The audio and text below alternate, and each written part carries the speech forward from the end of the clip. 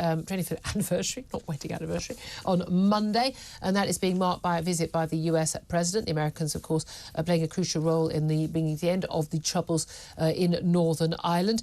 He arrived with his son Hunter Biden, so obviously some business deals available, and his sister Valerie Biden-Owen accompanying him on the trip. He was met by Rishi Sunak on the tarmac at Belfast Airport yesterday. Coming up, we're going to talk to Irish political commentator Kevin Maher. First up there, let's talk to our political editor, Peter Cardwell. Good morning to you.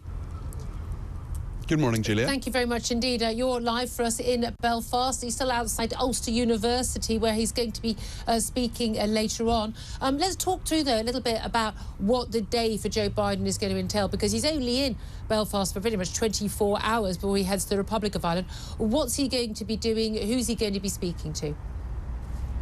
Yeah, it's more like 15 or 16 hours and half of them are asleep. But he's been in the Grand Central Hotel, huge hotel in the centre of Belfast, probably less than a mile from where I'm standing here at Ulster University. And he'll be meeting Rishi Sunak for a short meeting at about 11 o'clock, and then coming down here to Ulster University, where there's a big building just behind me here, a brand new building that he's going to be opening and making a speech around lunchtime, about 1 o'clock, talking about the economic aspect of the peace dividend here in Northern Ireland. He'll probably be talking, we're told, about some investments here in Northern Ireland as well. And the US government has always championed Northern Ireland as a good place to invest. So that's really what he's focusing on, the 25 years on from there. And then he's just very quickly off to Dublin. He'll be meeting the Taoiseach, Leo Varadkar, and the President of Ireland, Michael D. Higgins, as well. And that part of the visit, as you say, is a much longer part of his time on the island of Ireland. He's going to spend about 3.5 days in the Republic of Ireland, going to his homeland, his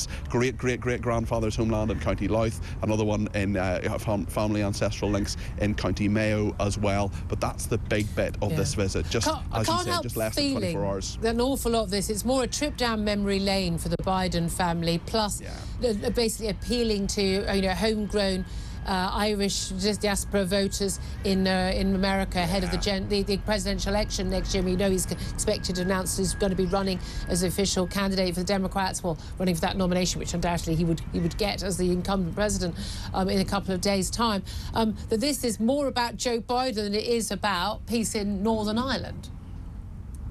It doesn't do any harm to him as an Irish American, the most Irish president, people are saying, since John F. Kennedy. He certainly has those ancestral links. Those images will be beamed around the world and back in America. And the Irish American lobby, about 35 to 40 million people in America who claim Irish ancestry, that's not going to do him any harm whatsoever in terms of his electoral prospects. And they are a big lobby in America as well. So really, when he meets the 5 leaders of the political parties here at Ulster University, it'll be a sort of grip and grin, more of a greeting than a meeting is how it's being characterised. So yes, this is very short. It is pretty whistle stop, and I'll be off to Dublin very soon. And in terms of where we are in terms of Good Friday Agreement, we do have peace in Northern Ireland. The troubles are largely over. We had some pipe bombs that were discovered yesterday, some concerns there. Obviously a massive security operation ahead of the US president's arrival, but that would be the case if he arrived on the UK mainland, British mainland as well.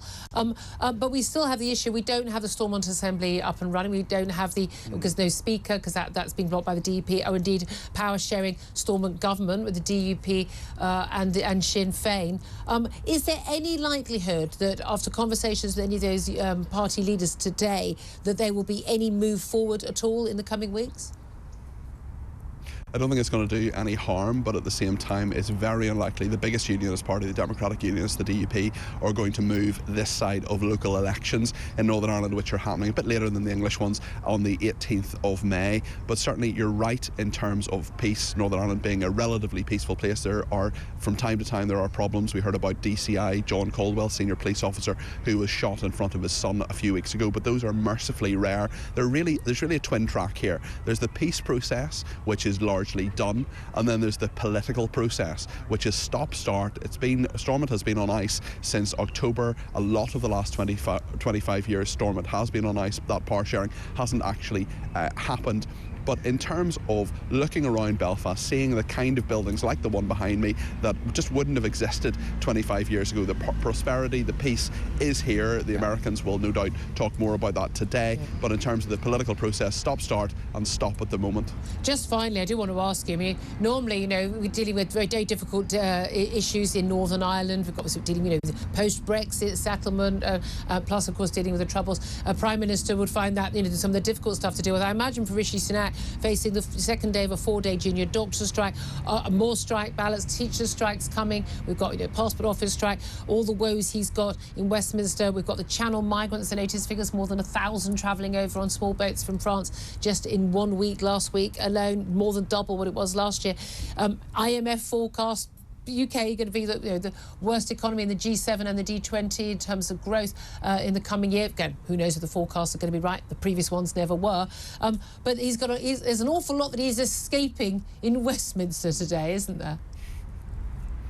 Yes, there are much bigger issues, much more pressing issues for Rishi Sunak, and certainly a meeting with the American president, some nice pictures that'll come out of that won't do him any harm either. But certainly in terms of an issue for Rishi Sunak, the Windsor framework went through pretty resoundingly okay. Yes, there were a number of people voting against it, there were people who abstained as well, but as far as Rishi Sunak's concerned, Northern Ireland is largely where he wants it to be. Would like power sharing back, of course, but it's not the biggest issue in his inbox. All the ones you just mentioned there, Julia, I would imagine are bigger and more pressing. Thank you very much indeed for joining us. Peter Cardwell there, joining us all day today with that visit of Joe Biden in Northern Ireland. He's our political editor.